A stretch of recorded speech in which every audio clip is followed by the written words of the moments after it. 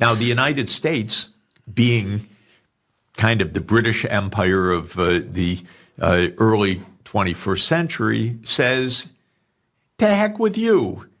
You think you're so big, we're bigger. That's what they think. This is foolish. It's reckless. It's stupid. And it's dangerous. 大家好，我是老吴。今天想和大家分享一段来自美国著名经济学家杰弗里·萨克斯教授的最新访谈内容。他最近在塞浦路斯接受了一次专访，里面有不少非常尖锐也非常有洞察力的观点。萨克斯教授一向敢言，这次也不例外。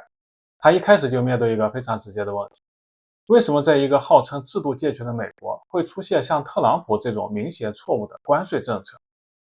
他并没有简单的把责任推给特朗普，而是指出这背后反映的其实是美国政治体制本身的深层次问题，比如金钱对政治的操控，还有他所说的帝国行径这种思维惯性。接着他把这些批判延伸到美国对中国的看法上，他认为美国对中国崛起的敌意其实更多来自自身的焦虑和体制病，而不是中国本身真的做了什么。那么萨克斯教授是怎么论证美国已经变成富豪统治的，又是怎么剖析美国对中国的误解和偏见的？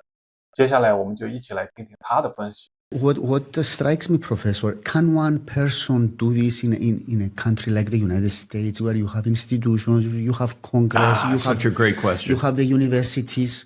This is like one person idea. I mean, how did it pass? This is a phenomenal point. The thing about Trump is, first of all, he is a symptom, not just a cause. The symptom is a long-term decline of American political institutions. So he's the lagging indicator, if I put it that way, because if you look at the public opinion in the United States and ask, do you trust Congress? If you don't get a huge laugh out of the response, what you'll get is not at all out of the response. Americans do not trust our institutions. Why? They're corrupt. They don't behave according to any proper transparency and procedures.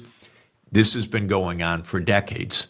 I diagnose this as having two main causes that are distinct. One is the sheer financial corruption of the political system. American politics works by campaign funding. The 2024 election at the federal level was a $16 billion affair. That means that Elon Musk and his friends gave a lot of money to elect Donald Trump. It's like buying seats. They buy the seats of the members of Congress.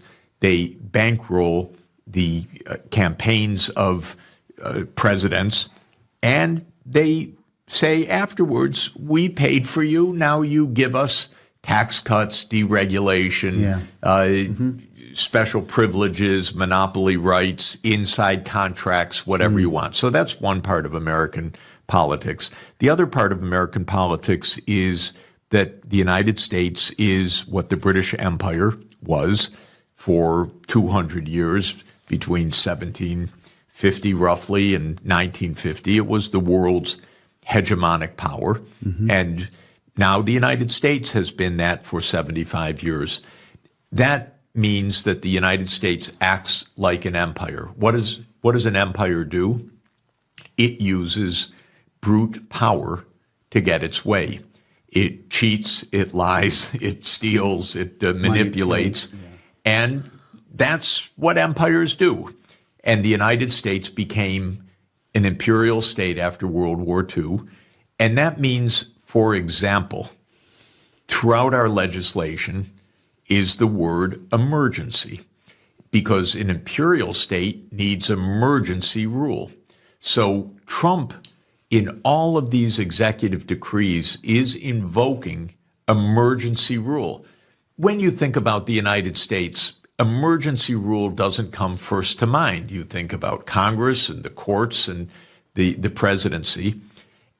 But because the U.S. is an imperial state, there is, in fact, emergency powers throughout legislation. Now, my own view is that Trump is just laughably abusing the emergency powers.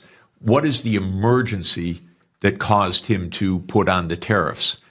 Two. One, he claimed there's an emergency of fentanyl, a narcotics emergency, an emergency. So he upends the trading system with China, with Mexico, and Canada, declaring it a fentanyl emergency.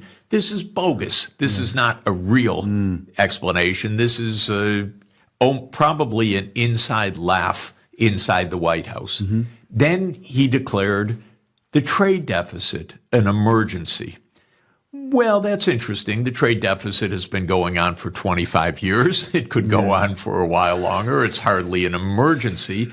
It's a feature of our political, fiscal, financial, monetary, economic institutions. It should be addressed by law. It should be addressed by Congress.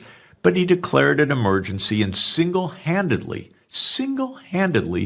he is upending the world trade system. Shocking. Now, you might say, extraordinary. How can this be? Yes. And it is the degradation of politics. For example, the Congress really is pathetic. They just voted yesterday to whether the Senate would claim its constitutional authority. And they said no. So what happened was that proposition by Senator Warren? Exactly. So Trump, it was rejected eventually? So the Democrats basically, with 3 Republicans, voted to state, and I don't know even the legalities because I've been traveling, but voted that Trump's invocation of emergency powers was unjustified. Okay. And exactly statutorily what they were claiming to do, I can't tell you. But the idea was that the Congress should say, you're usurping our power. Yes. But almost all the Republican senators just followed the Republican president. Why?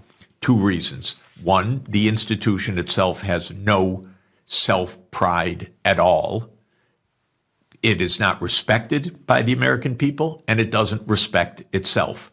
It's a little bit like the Roman Senate after the empire came to be. Yeah.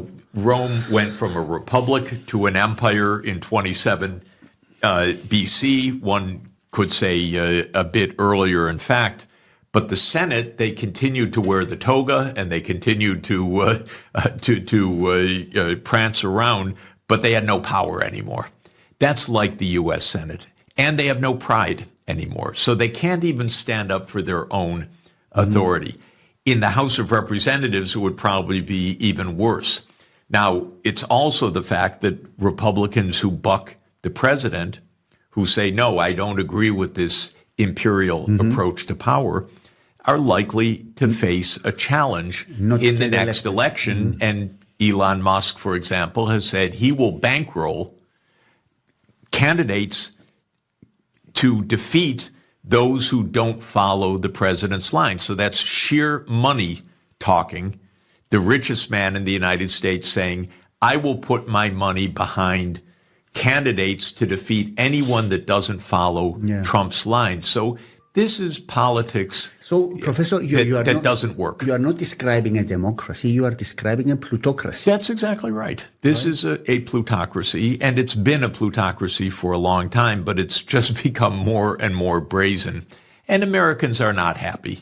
If you ask the American people, is the United States moving in the right direction? The typical answer in recent years is 20% say yes, and about 80% say no.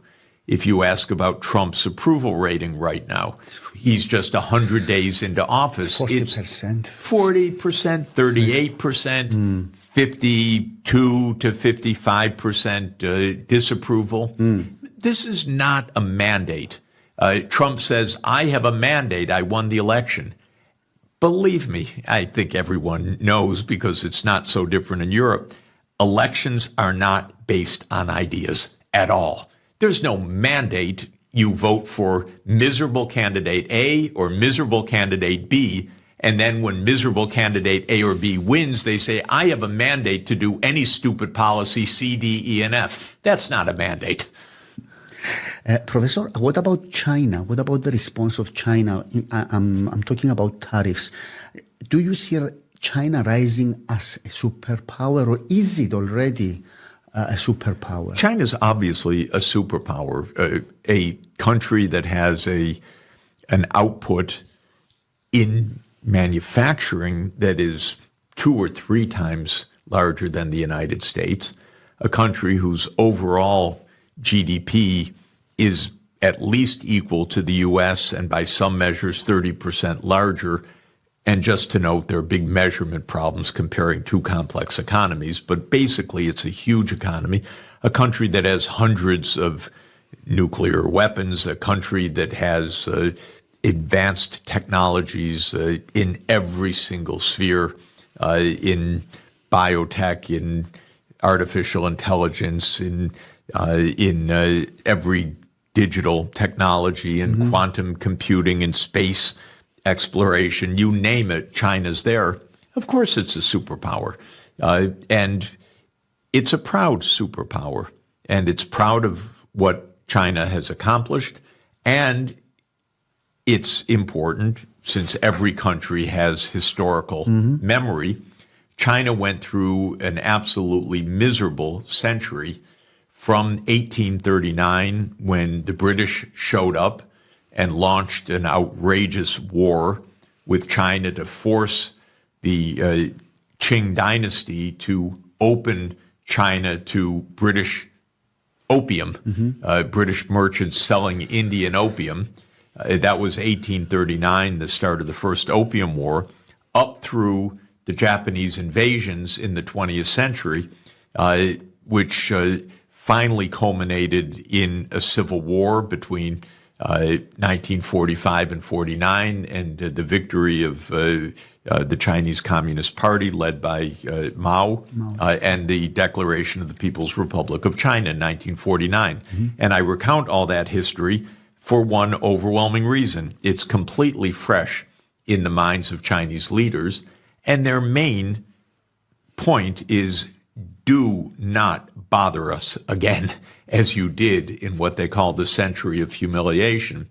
And they're telling the rest of the world, we want to be peaceful, we want to trade, we want to recover, we want to catch up, we want to be a leader in technologies.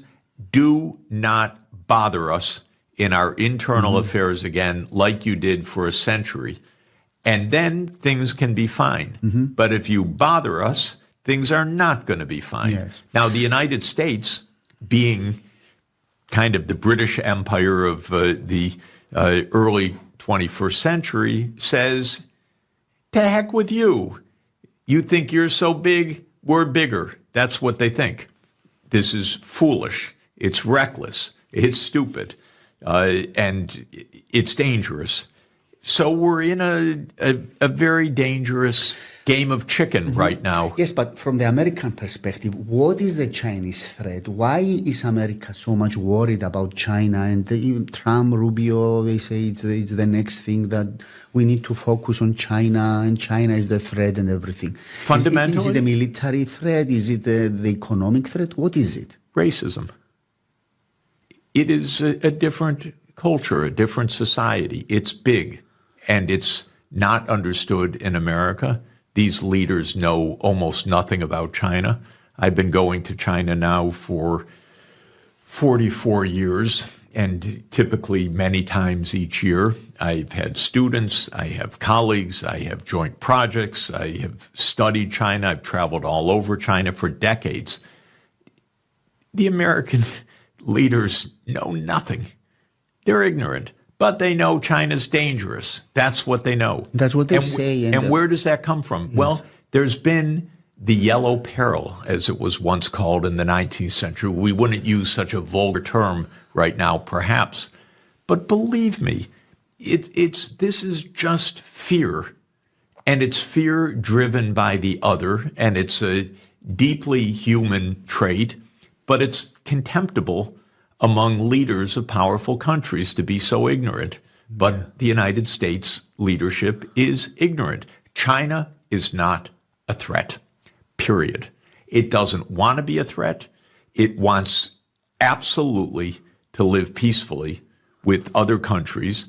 It arms itself because the United States has packed all of the countries on its border with the military, from Japan, Guam, Philippines, Korea, bases in the Indian Ocean, all along China's trade routes. You can read U.S. documents that talk about the U.S. choke points on China's sea lanes.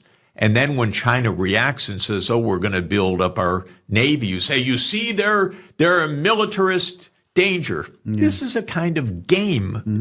But I don't know if it's a game or just ignorance or human instinct. It's a mix. But basically, why does the United States hate China? Because China's big and successful. That's all. And you think China will overtake the United States in terms of economic power? And one thing I can say categorically, with no doubt, China will not invade the United States of America. China will not threaten the security of the United States of America unless the U.S. provokes a war. And this is the most basic point. China cannot defeat the United States. The United States cannot defeat China. That's the basic fact of life on our planet. The same is true with Russia. Russia cannot defeat the United States. The United States cannot defeat Russia. China cannot defeat Russia. Russia cannot defeat China. I'll add in India to the mix. Yes. There's a basic truth of major powers that are nuclear armed. They cannot defeat each other, but they can end the world if they try.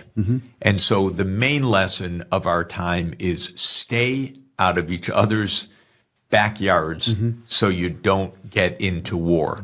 But the Americans don't understand that. And by the way, they learned it from the British, who was in everybody's backyard and annoyed everybody in the world. And the Americans follow that course. 好，萨克斯教授这段分析我们就看到这里。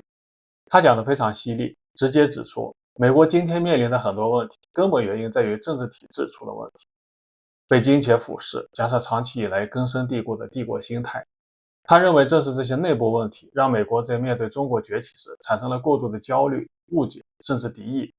中国威胁论在他看来，其实更多是美国把自己的问题投射到别人身上。他最后那句话，美国恨中国，只因中国太成功，可说是对整个心态的一个最直接的总结。好，今天的分享就到这里，感谢大家收看，我们下次见。